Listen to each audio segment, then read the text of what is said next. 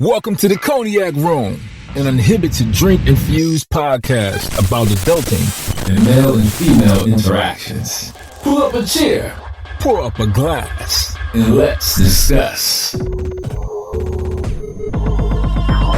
Yeah, what's up, y'all? What's up?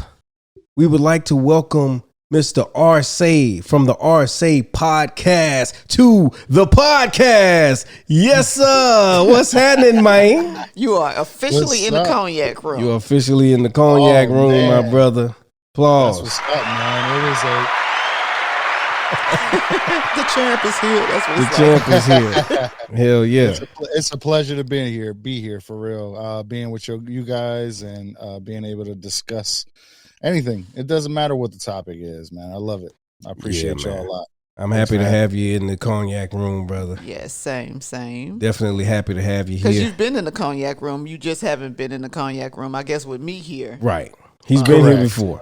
With the co-host, either of us. So that's kind of cool. Yeah. We did a swap cast the first time where we kind of shared the same audio. Mm-hmm. That's right. Yeah. And I've had the pleasure of being interviewed by R-Say. That was like my first solo interview or whatever. It was kind of weird, but I appreciate it.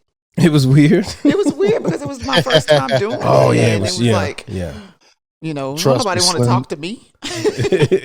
Trust me, Slim. I'm sure the honor was much more mine.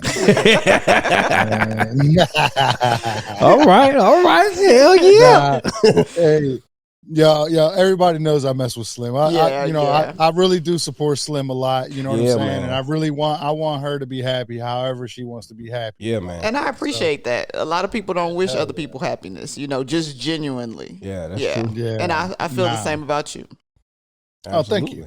Thank you. Listen, R-Say, like I said before, and I've said many times, man, he's a solid dude. Yes, definitely. He's always there when we need a little bit of behind the scenes help or whatever, or just to shoot ideas off of and things like that. So, like, he's genuinely a friend of the cognac room. Definitely a friend of the show. So, let's get to the shits. Do you have one? I don't want to hear it. Once I drop this drop, it's on and popping. Don't drop it. And here comes the question of the day. Oh, yeah. Today's question of the day is coming from a man, R-Say. What you got, brother? Okay. How long is it acceptable to date after a breakup?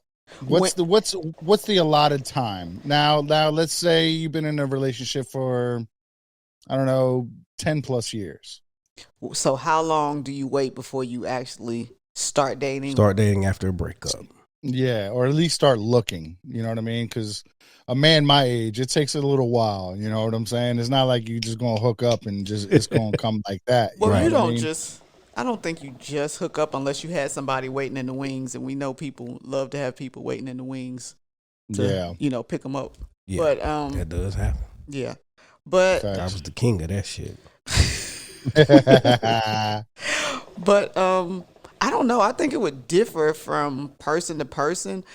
But if you know it's over and your person know it's over, everybody else is going to judge you no matter what. They're going to be like, 5 minutes after, he was already over there, whatever. It's really according to how the breakup went, I think, is more so the defining factor.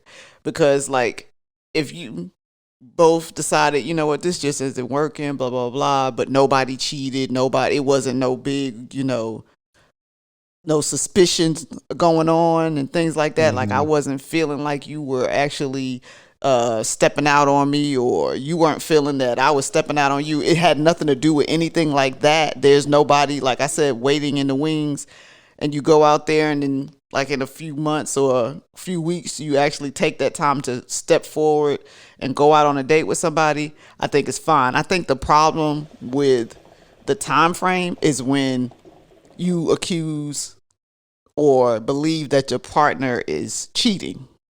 And then you go, and then in 2 weeks you out on a date, hugged up with a girl that name has crossed the path somewhere and all that, then that's when it's like, I knew that bitch was there. I knew that's who you was seeing. And da da da da. And that's when it gets crazy. Or with a man the same way. Like, you said he was just your friend from work, and he just brought you lunch because of this. I think that's when it gets crazy. But I think when you have a clean breakup, you really don't have all of that stuff going. So you trying to, get on your feet and get your walking legs just like they are. So it takes a little bit of a minute, but it seems more genuine that, that you aren't really just screwing the first thing that crossed your path. Agreed.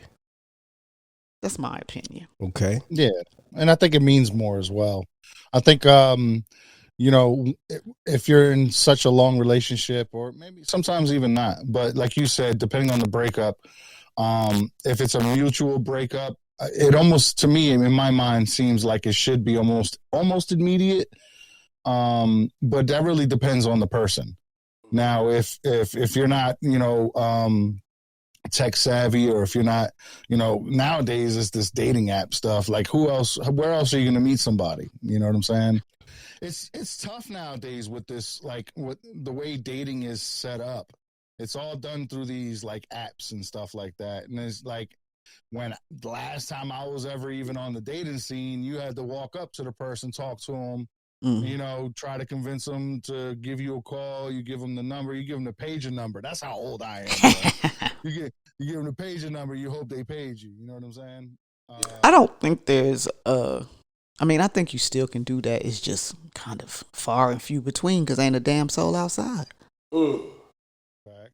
We aren't really mingling. And in 2022, though, man, you wildin'. Say what? I said, if you got a pager in 2022, you wildin'. That's true. That's Unless true. you a doctor or something. Yeah. So I'll give mine. Mine is this. I feel like when it comes to a breakup, that is definitely you don't want it to be too soon, because it does look fugazi as a motherfucker. It looks weird. You know what I'm saying? It just looks bad. It feels bad. It sounds bad.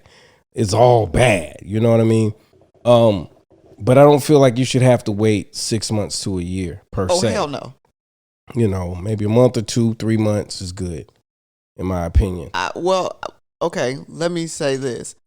Maybe you wait 2 or 3 months, but maybe I wait 2 or 3 months to possibly present you to the world. I'm not waiting 2 or 3 months if we are done because I'm sparing your feelings. Obviously, we don't give that much about each other's goddamn feelings or we'd be together. So I might not publicize it, but I'm not going to say that I'm particularly going to wait 3 months or something like that because, we've broken up. And I don't think that anybody should, but I do feel like if you just moved out 2 weeks ago, 3 weeks ago, especially from a marriage, and then you have intimate photos and videos and stuff with people from outside, somebody that looks like you are in a relationship to, not a date, but it's looking like you're in a relationship, that's a little suspect.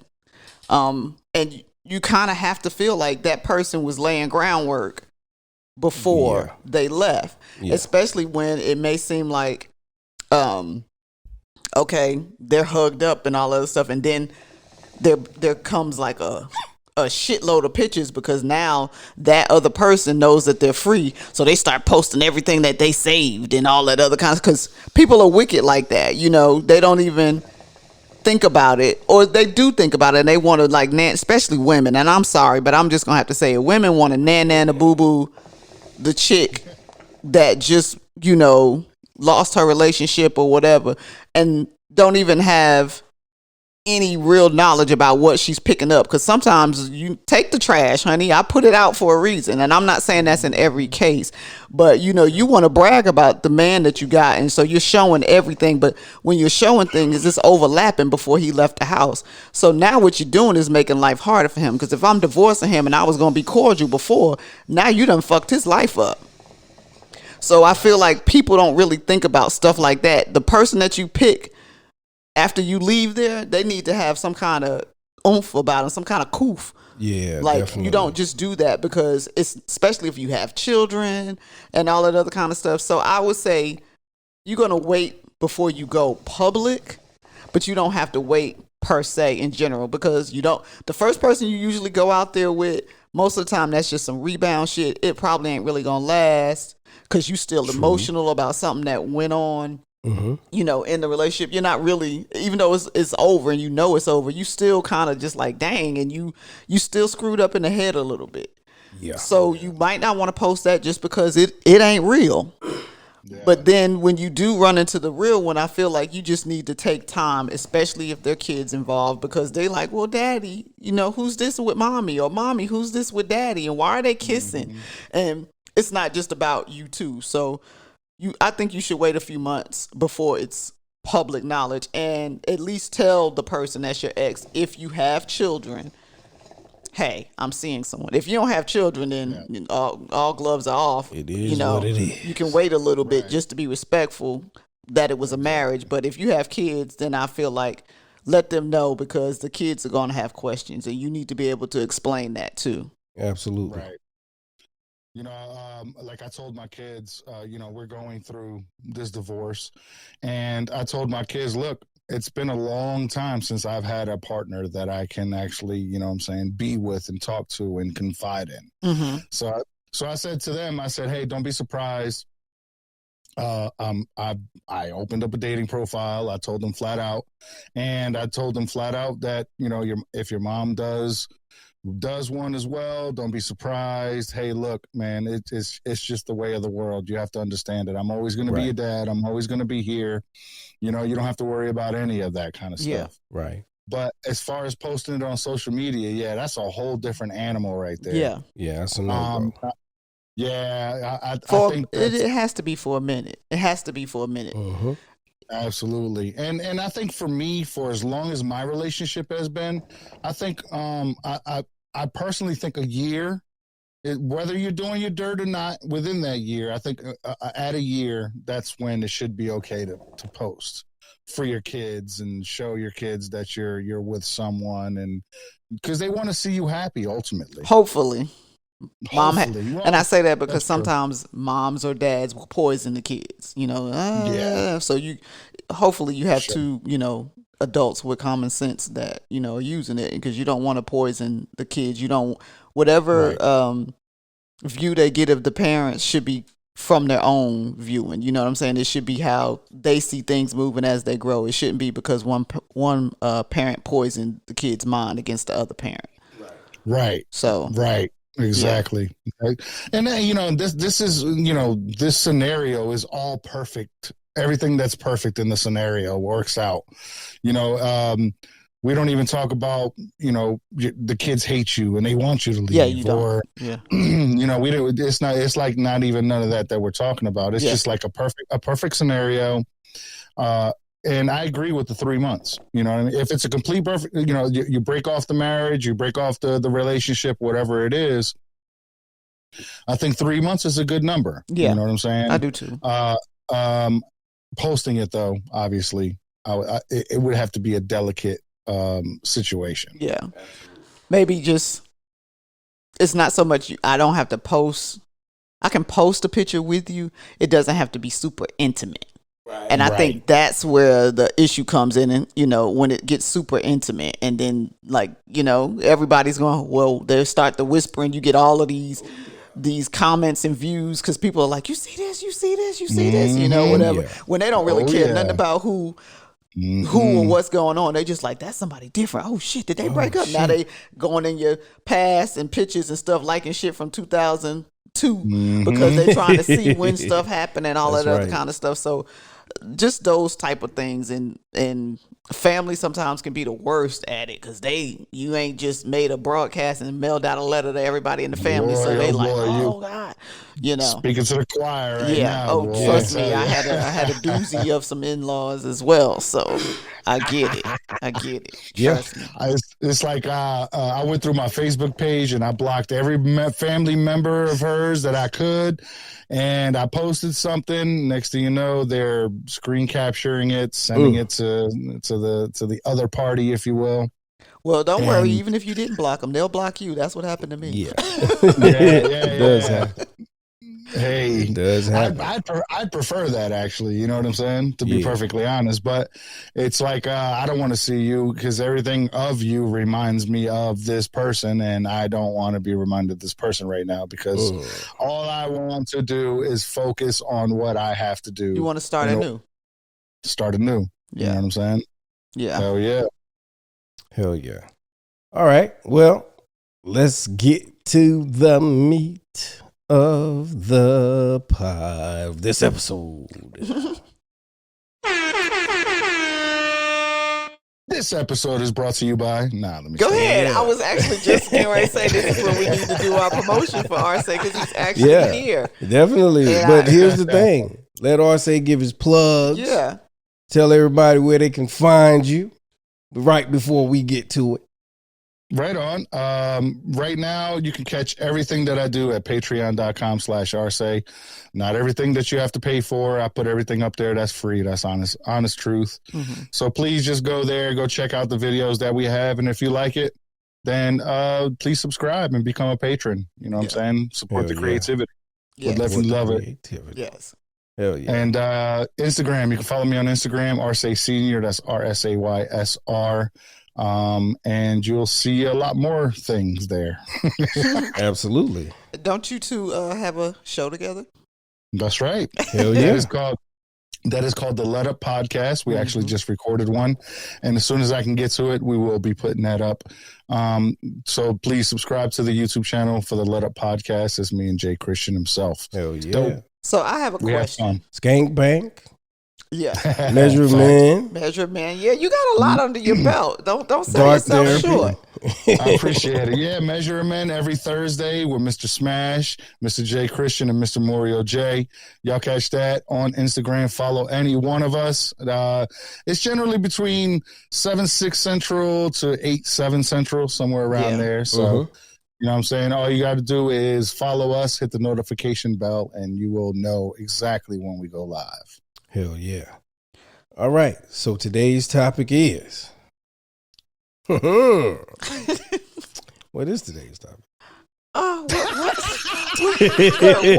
What's crazy is that all of us are like, and we've done this. We've gonna say we rehearsed it. Yeah, we rehearsed it. We had a dress rehearsal and everything. Yeah, no doubt. This is part 2, y'all. Yeah, basically. But we're growing apart. Yeah, we're growing apart was the name of the episode. And because let's just be real, Mr. J Christian over here has said in several episodes that he does not believe in growing apart, that it's not a real thing, that you don't grow out of love.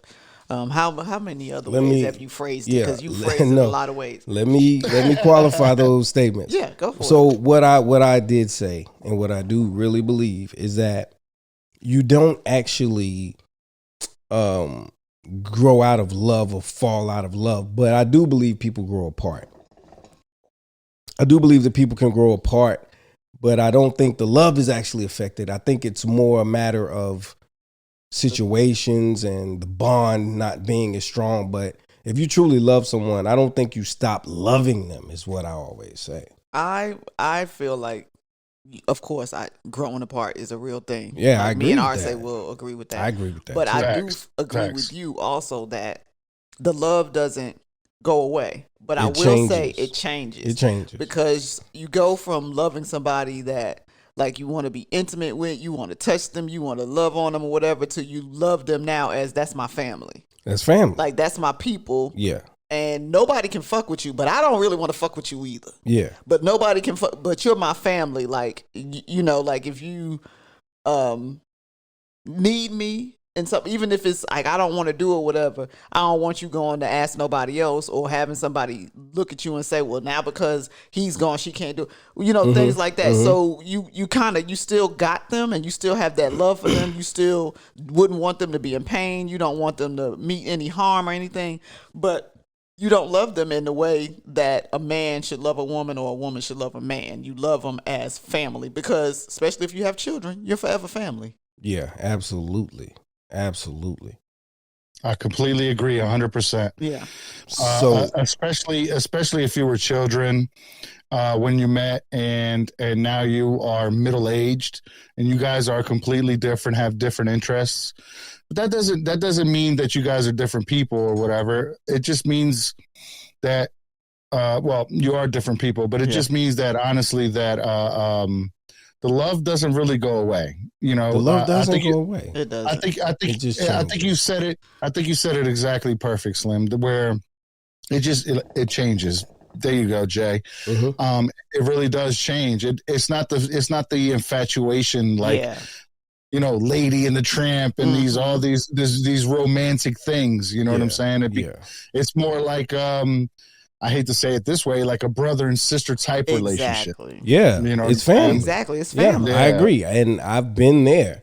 So let's get into it, man. Like, let's do it. You have a situation where you and your ex-partner got together very young, and were together for how many years? 25 total. 25 years. Together for 25 years, and it got to a point to where it was like, you know, we're growing apart. So what happens is people do evolve, people do change individually. Sure. And so in a perfect world, you grow together, you evolve together, and you're able to work through, you know, those changes and still be compatible and still be partners, you know, and still get along and be happy. And be goal oriented and have the same kind of goals. You know what I mean? Exactly.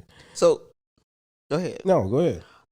We skipping that. Let's go back because I feel like not a lot, but the last time you got to share with us a little bit more of how it started. Yeah, we want to know. How did you get from one place to the other? Because you shared a lot with us about mistakes that were made on both of your parts and how you got into the relationship and the mindset then and now. And it's really so different. It shows the growth in both of you, but it went in two different directions. And good stuff. You know, you told us a lot that really made us understand how you got to where you are. So if you don't mind, can you kind of go back and tell us about how things started? Yeah, absolutely. 1997 is when we met. We met in high school. And when we met each other, you know, it was more the fact that we wanted to be able to create a family better than what we had. So we rushed to have kids. I don't take anything away from my children. I love my children to death. It doesn't matter what. I could have had them at 10 years old. You know what I'm saying? They would still be, you know, it doesn't matter. But so we tried to kind of right the wrongs that we felt like we had in our families. And with the way that my family is kind of set up, you know, it's my brothers, it's me and my brothers. We're all tight. It's three of us, all their wives, you know, and my wife at the time. We became like so tight. We became family. We couldn't break up the bond. It was like as if we were the same blood. And then it just became over time, life just wore us down. We both wanted different things. Obviously, I started podcasting. I started being able to express myself this way. And she became able to express herself in other ways, or however way she felt that she needed to be expressed. And it just kind of evolved from there. You know, it was just like, okay, well, you don't like what I do. I don't like what you do. So, okay, we'll just keep it separate. Well, once we started keeping everything separate, everything became two separate lives in one house. Exactly. Exactly right. So, you know, now she's, you know, doing her own thing, and now I'm trying to rebuild, because I think in most relationships, and I think Jay can agree with this, and possibly you, Slim, that when there's a breakup and there's a family and there's children, it's generally the men that leave. It's generally the men that have to pick up and go. Yeah. Because, we don't want to disrupt the kids from the lives that they're having or anything like that. So that's what's happening now. I have to move. I'm moving just so that my children can become comfortable or continue to stay comfortable in the community that they've grown up in. This is all they know, you know. But I think as far as me and her, that's all it really was just us becoming different people, and the little things that we loved about each other the most were the things that we actually started to hate each other for. Wow. Just the little things. Yeah. The little. Jay said it one time in a podcast, and I swear it felt like it hit home.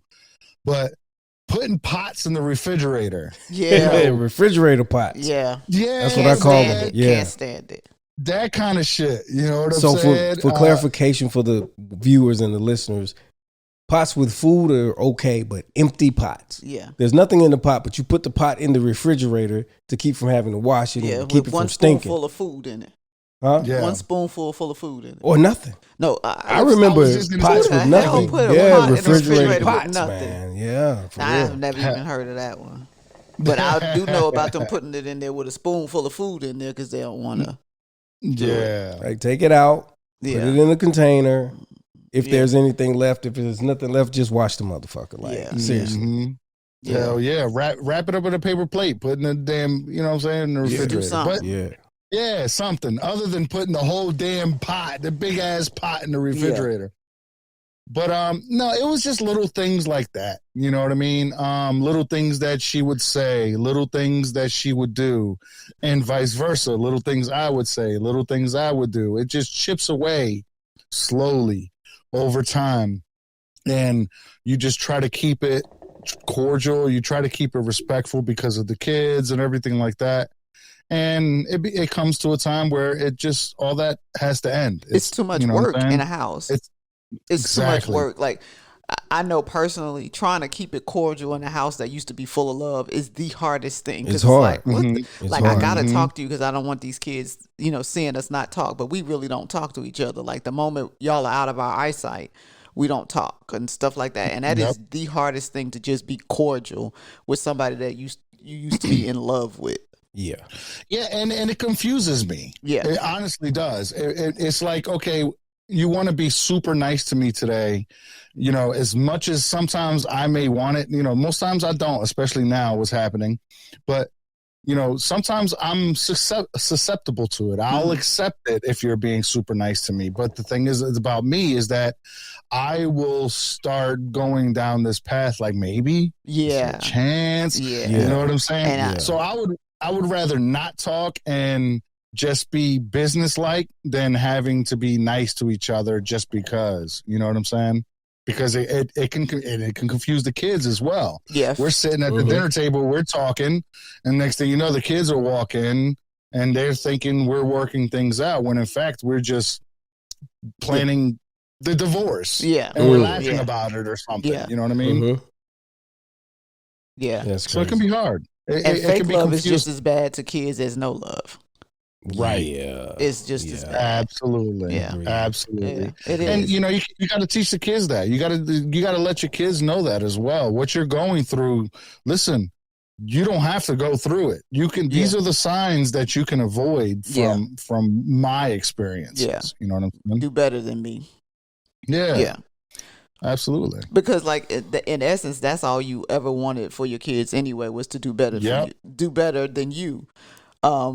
And that's how we all think. So if you guys are going through this and they're seeing it, you want them to take away from this. This is what you have to try to avoid, not what you inevitably fall into.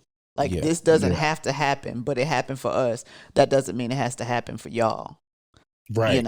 Exactly. So, yeah. Exactly. You also talked about, like, how you felt social media played a big part in things going sideways. Yeah. Yeah. 2007. Honestly, I'm telling you, once Facebook became big, me and her, we started a Facebook page. We were together. Lame. It was our Facebook page. You know what I'm saying? Corny couple. Yeah, but let me tell you what. It said our names on the Facebook page, but there was no pictures of me.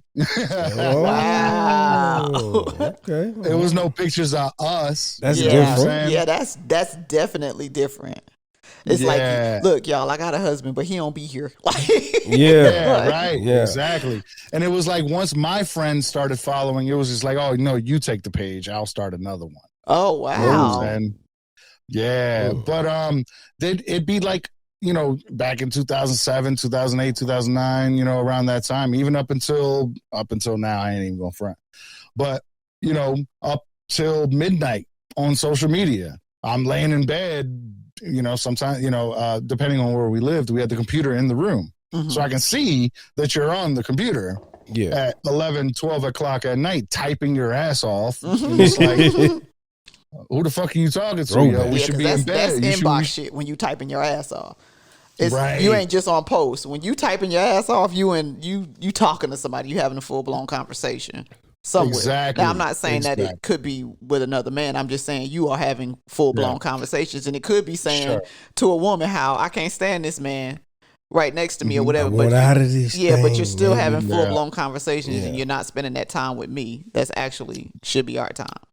Exactly right. Exactly right. So, you know, and it just kind of built from there.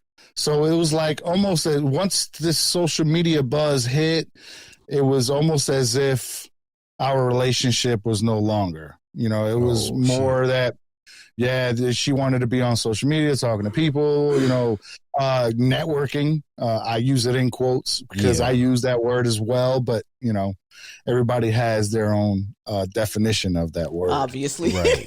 I can tell by the way you saying it. Like, okay, you networking. Okay. Yeah. No, but no, not to take anything away from her either. Because no, I'm just saying. I know you're not particularly saying her, but you're saying in general, people use networking as their way to say this is what I'm doing. So you should have no reason to be mad at me. Exactly right. Exactly right. And you know, it just became as if it was another thing that I had to battle against. You know what I'm saying? So it just became stale. I'm not what your interests are on social media, and you know, I wasn't big on. I always look at my phone. I always look at my computer and everything that I do with the podcast and everything. I look at it as tools. I don't look at it as anything else but a tool. Right. You know what I'm saying? Granted, I've made some great friendships. I've been on some great podcasts, including y'all. You know what I'm saying? And it's like I don't knock it, but when it becomes obsessive and it starts hurting your real person life, that you're the person that you're supposed to be with and love and be married to and shit like that. Yeah, it takes a big toll on. Can the I ask relationship. a question? Nah. Did you? I don't know. I just because this one wasn't something that was in the dress rehearsal, but did you ever speak on it? Like early on, did you speak on it? And I say that because there was a little bit of the social media thing in my growing apart, but not in the same order as yours. When I felt like they were becoming very distant from me and shutting down, and they weren't talking and everything, and we used to have this great, you know, relationship where we were always talking, always playing, always joking around and whatever, and always with the kids and whatever, and it was just like you were moving further and further away from the family. Of course, again, everybody knows my husband was dealing with something, but at the time, in the beginning, I wasn't really understanding that. But I remember being on social media and at a certain point being conscious, like, oh shoot, it's late. Like, what the hell? Like, let me get off of here before he killed me. You know what I'm saying? Because the old, not he would have killed me, but the old him would have been like, what is you doing? Like, come here. Or like, who are you talking to? And he would have got into it or whatever. Like, it was no secrets or anything like that. And it wasn't that it had become a secret, but it was like, I hate to admit this, but at a certain point, I would stay on a little bit longer just to see if he reacted. Then I would stay on a little bit longer, see if he reacted. Stay on a little bit longer to see if he reacted. And one thing that, and I know I'm not saying that it's right, but he never reacted. And I was like, what the hell? Like, this is not who you are or whatever. By the time he had reacted, I had been talking so much and not so much doing anything, but just like really just in there chatting it up and whatever, and making jokes with my friends and old friends from school coming out the woodwork. I think something on my face must have said she 2 seconds from single, and people were really coming at me like fireworks. But I was like really just like, that was where I was getting my conversation, because there were days at my house that like on the weekends where I didn't open my freaking mouth.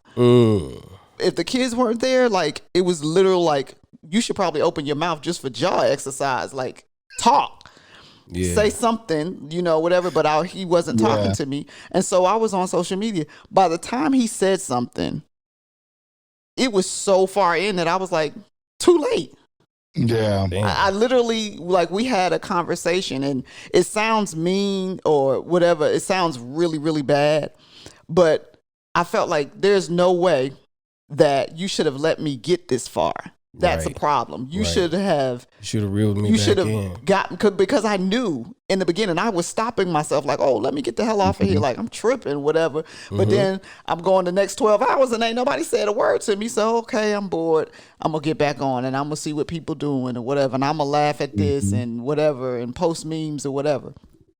By the time you say something, what are you saying something for? Because if your behavior is not changing, if you didn't, all you had to do to reel me back in was talk, but you never talked. And then one day you said, I don't like this, and this, we gonna say, I'm just making up a number, but we 8 months into you not really talking to me, and I'm only finding people to talk to on social media.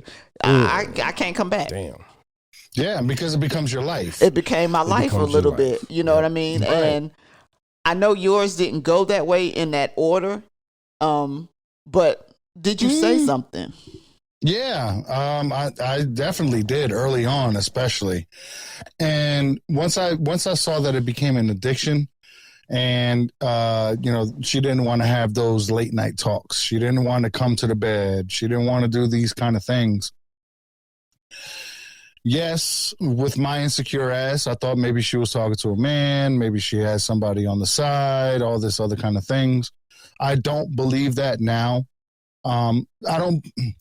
She may have been talking to men or other men or whatever it was. But you don't know anything of it, and you're going to leave it that way. I'm going to leave it that way because I don't. For your own sanity.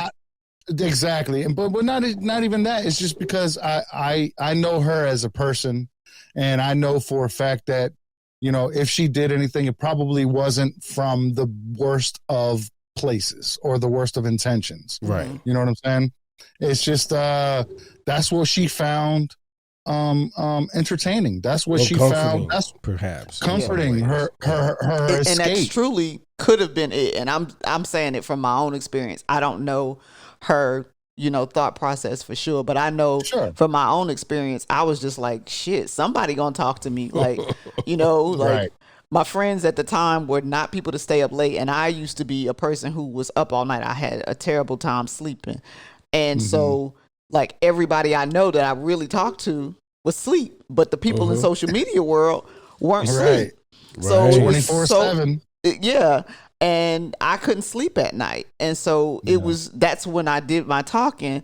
But in retrospect, I know that it wasn't right. And all I wanted for him to do was stop me. So, all right. So I've tried. I did try. But there's only so many words you can say. You're right. You're right. Because I don't want to stop your happiness. I don't want you to be unhappy with what you're doing. It wouldn't have been stopping her happiness. It would have been being her happiness again. Yeah, that's what I wanted. So I don't know, whether ours was the same, and that's why I say that. But it wouldn't have been stopping my happiness. I would have been so happy to put the phone down because you said put the phone down. Yeah, yeah. So coming from a situation where you guys were together at such a young age and growing apart, where did you first notice it? Was it first the Facebook?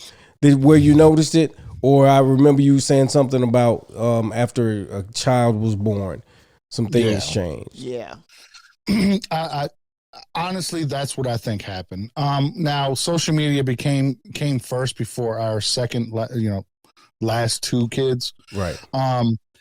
But I think that all just kind of compounded. Had my middle son. And then, trying to raise him while social media is happening, dudes friending her on Facebook for, oh my God, I can't believe I'm doing this. But, like high school dudes that I knew wanted to be with her and shit back in the day, they would even talk shit to me in high school saying how beautiful she was and all this other kind of shit. These same dudes. They came back. They came back. Yeah. They came back. So, having the kid, being insecure and all this other kind of stuff. And, that led to a lot of arguments, man. And, she found solace in the children. She would sleep with the children. She wouldn't come to the bed. I feel like if you're going to be a married couple, don't bring any kids to the bed. Don't bring kids to the bed. Allow the kids to sleep in their own rooms. Adults need to sleep, together. Yeah.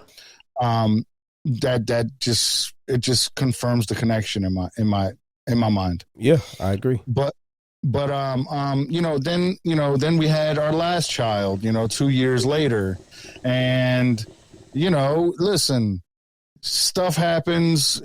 Social media really can lead to a lot of depression and anxiety and all these mental.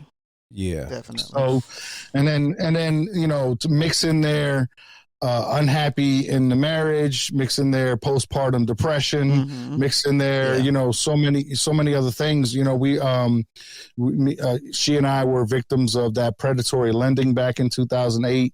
That's where, you know what I'm saying? So we were in some major debt. Yeah. Our house got broken into. Yeah. It was the world was attacking you guys. You said exactly. Yeah. Exactly right.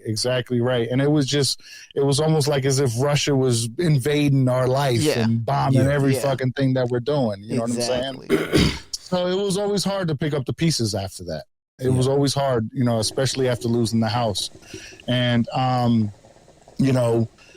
we both kind of just went our separate ways as far as who we talk to and being on social media and doing all this and expressing ourselves in different ways. And then it just became, you know what?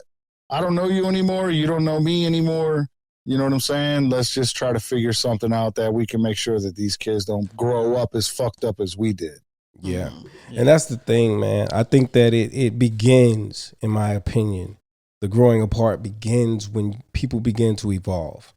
People begin to change. They begin to grow. The things that used to satisfy them at the tender age of 17, 18, 19, 20 no longer appeal to them or satisfy them at 30, Right. Yeah. So it's a slow progression.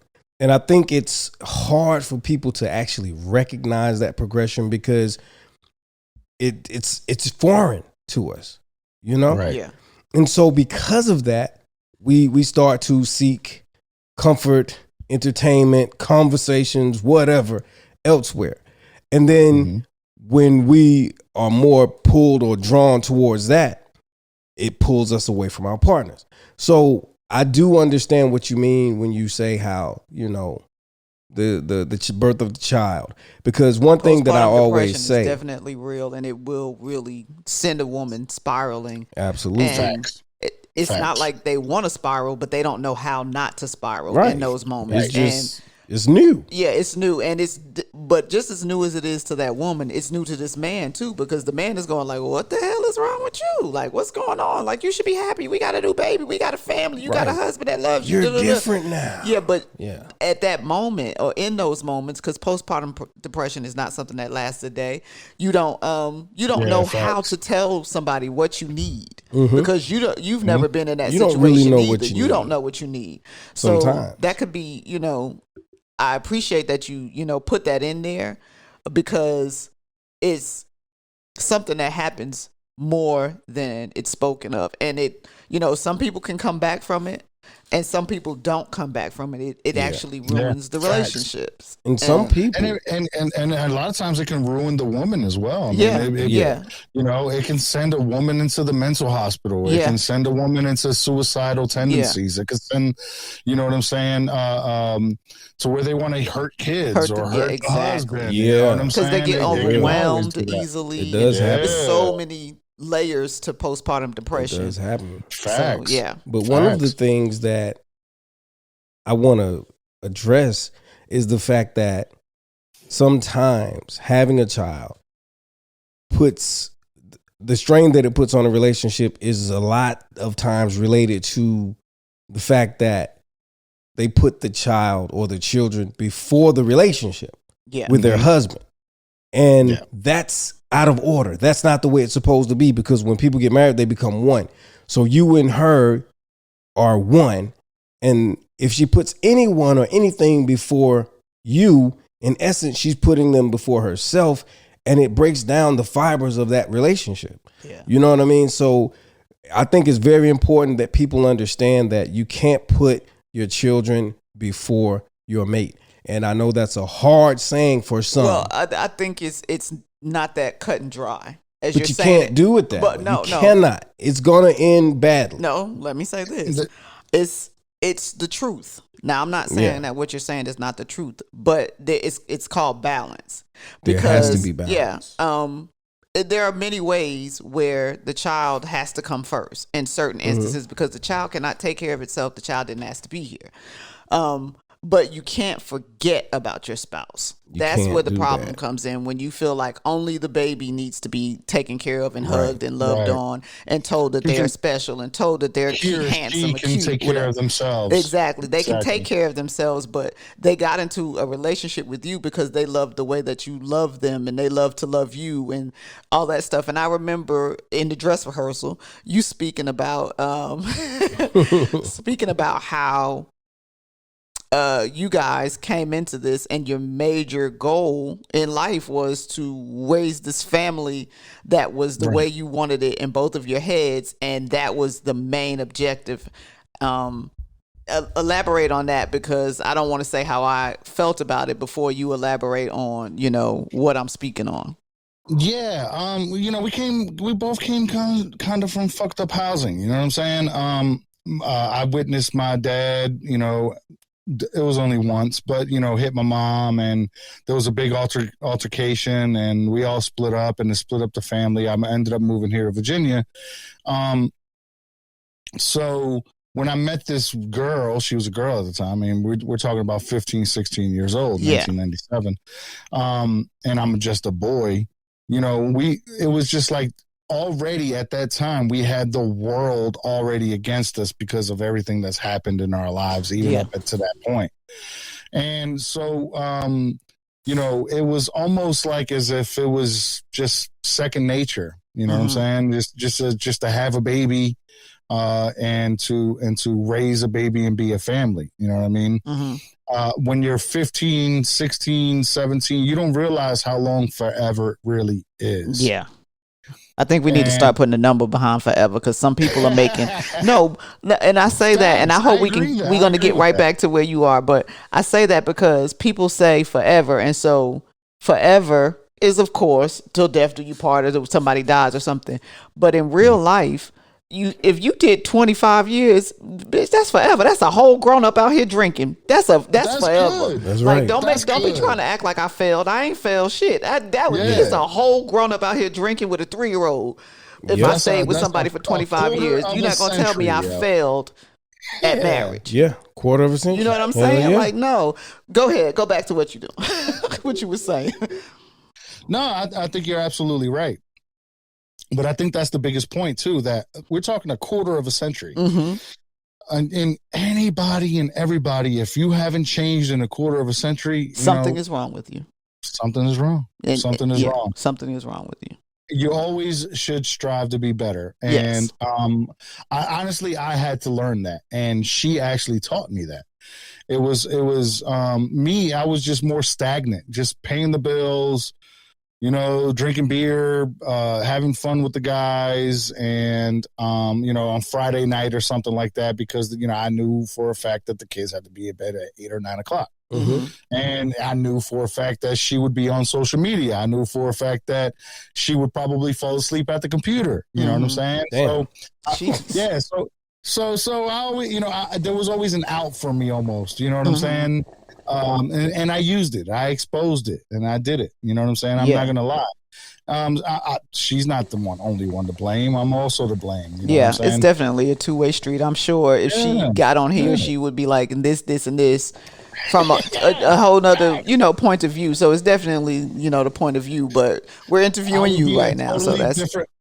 I would be a totally different person in her eyes, Yeah. for sure, Yeah. than what is being portrayed right now on this show. But and I accept that. Yeah. I accept that. We all have different perspectives of the person that we're with and of ourselves. Yeah. Mm-hmm. So we have to try really hard to try to maintain that, whoever we are, to be real to ourselves. You know what I'm saying? And just try not to be persuaded so easily. Yeah. And because I feel like that's a big part of it. I feel like, especially with Instagram, Facebook used to be it, but especially with Instagram, people just show the best parts. You know what I'm saying? Yes. Mm-hmm. People just fall in love with somebody's good day when they have a shitty ass week. Yeah. Been wearing the same clothes for 6 days, but on the 7th, they finally were able to get that washing machine to work, and they put on their best outfit, and we like, yes, honey, that's you. Mm-hmm. I want to live that life, and you don't even know they ain't had no water all Comparison. Yeah. Listen, Exactly. I say it all the time. Comparison is the enemy of joy. week. You do say it all I the say it time. all the damn time. And that's so is true, true. man. Like when you start looking at social media and looking at the lives that other people appear to be living, sometimes it can make you not appreciate your life, not love your life, not, you're looking at the fact that, Davion does this for Rebecca and this and that happens. And, Eric and Tanisha have this thing going on. So it's a and mixed couple and a black couple. yeah, they have this thing going on, and everything seems to be so solid and so adventurous. Yeah. Because what happens is people in general, but especially women, grow bored with the mundane and the everyday chores and situations that life presents. So it's very easy to look at someone else and what their relationship looks like and what their life looks like and say, I'm missing out. Yeah. I'm I don't think unhappy. that's just women, but I think that's true. It's not just women, but it happens a lot with women. Men a lot of times, honestly and truthfully, when we do settle down and when we are happy in our situation, I know fewer men, and this is just my experience, it's just me talking. Mm-hmm. I know fewer men that are comparing their lives and what's going on to what they see in social media. And I don't know why that is. I don't have the antidote or the solution or the analytics for that, right? But what I do know is that a lot of times when a man is all in, he's all fucking in. And when a woman is all in, she's all in as well. But y'all do know that's because we age differently. Yeah, by the time that y'all too. get with us and That y'all too. settle, y'all have ran laps around us of what y'all have done outside. We were In taught some cases, in most cases, not all. In most cases, for sure. Yeah, most but cases. y'all have ran laps around us. So by the time you get to the point where you like, I choose you. I want to marry you. I want to settle down with you.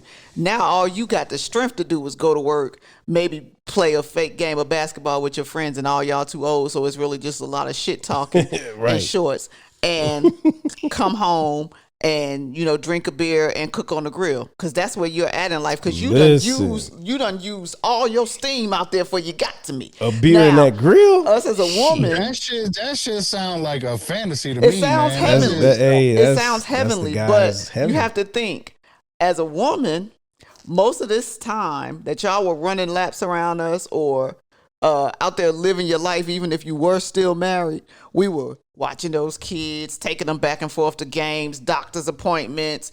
If you're working, you're working. You come home and cook. Oh, it's Thanksgiving, so I got to cook the whole Thanksgiving dinner. Da, da, da. So by the time everybody is 40, 45, you so settled, your belly big, you don't want to do nothing, whatever. And at this point, as a woman, my kids about grown, or they at least teenagers. They can stay home by themselves. They got friends that might take them to the little soccer games and all this other stuff. What can I do for myself? That's what it's. So you kind of like, I have given to everybody. So now it's like, I'm going to do some me stuff. Yeah, what about me? Yeah. And like I said before, the biggest part of people growing apart is when they start saying I more than they say we. Absolutely. And so that, that is what comes into play, whether it's a man or a woman. But that is why you feel like women get bored when men get settled. It's not that we're bored. We just like, oh, ain't no kids. You ready? You ready? And you like, bitch, if you don't sit down. And we like, no, let's get up. Let's go somewhere. Let's do something.